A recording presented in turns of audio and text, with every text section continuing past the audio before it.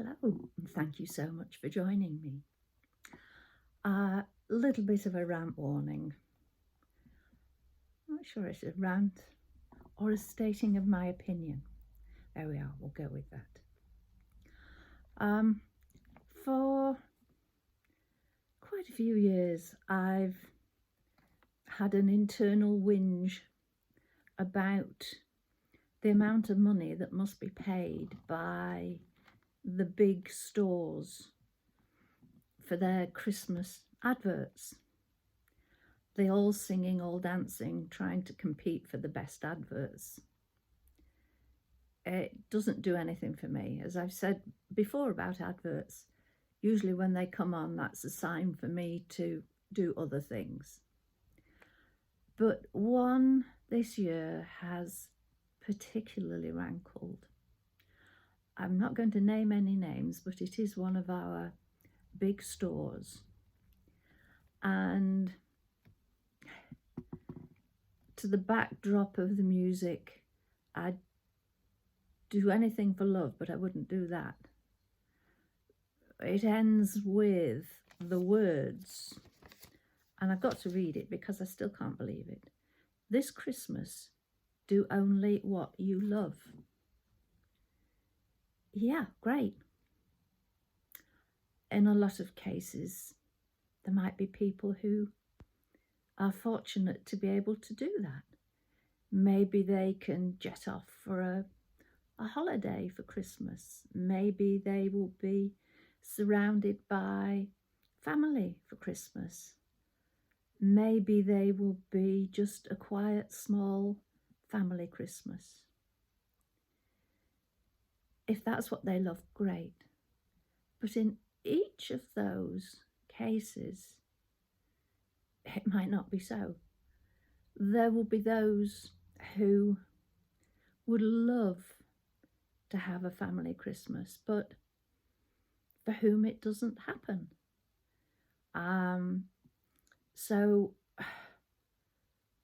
they just have to very much, if you can't be the one with the one you love, love the one you're with. So self-love. Yeah, I deserve to have a nice Christmas. Not easy for a lot of people. And there will be others who feel that they have to have hordes of people around, have to spend lots of money on presents. And I find it immoral, the amount of money that some people spend on Christmas presents. Oh, I only bought a mobile phone for so-and-so, so it's only a little present, yeah, little in size, but not in cost. So, I had to get them something else. So there are 5 or 6 other presents to open. People go over the top. And a lot of people put themselves into debt over Christmas. A debt that lasts a long time in its being paid off mode. So, yeah, we've got people who feel that they have to put on this spread, the spread that you see on the television with the table groaning with food. Everybody around happy, smiling, yes, oh, having an amazing time. What if you can't afford to buy the food? How do you feel when you see that? And when your children see that and think, well, why can't we do that? It puts pressure on so many people. And I just think, what could that money from that advert, what could it be used for? Well, maybe it could be donated to charities. Maybe it could be used to cut down the cost of some of the foods that they are trying to sell. And I don't know whether anybody else is influenced in any way. Ooh, yes, that looks good on their advert. I will go to them and buy my Christmas things. I don't know. Or is it just getting their name in the living rooms of the millions of people watching? I'm rambling. I know I'm rambling, but for me, what would I love to do this Christmas? I won't bore you with that.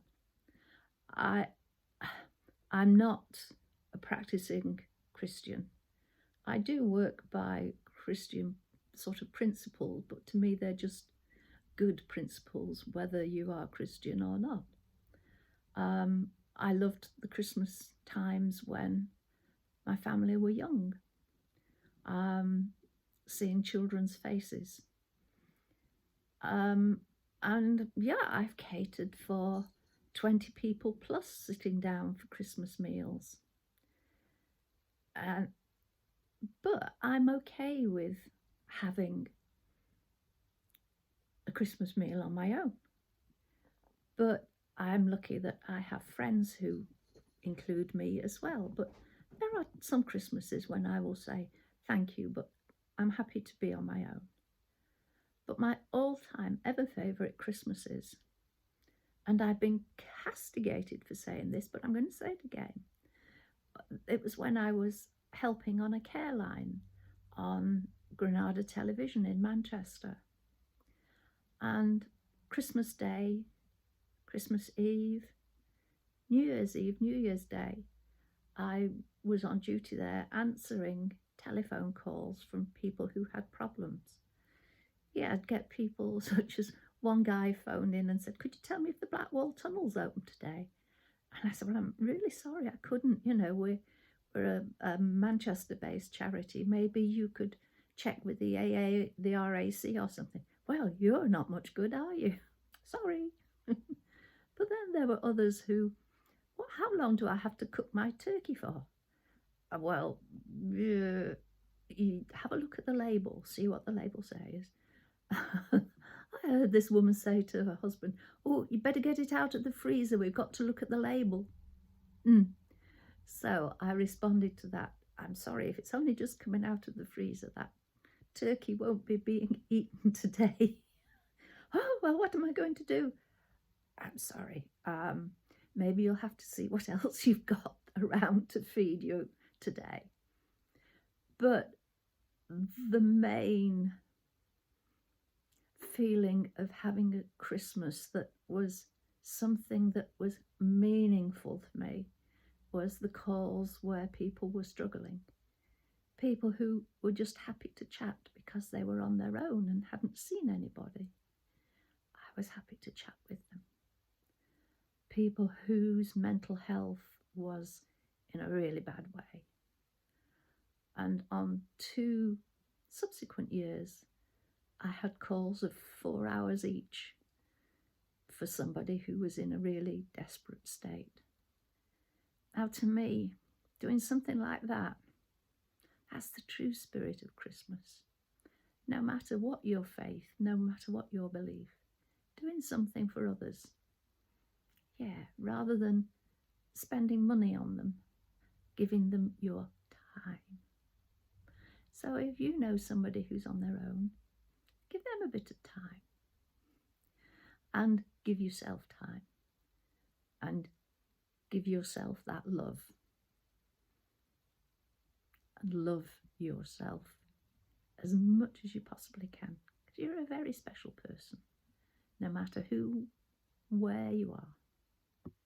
Don't forget that. Thank you for joining me. Take care.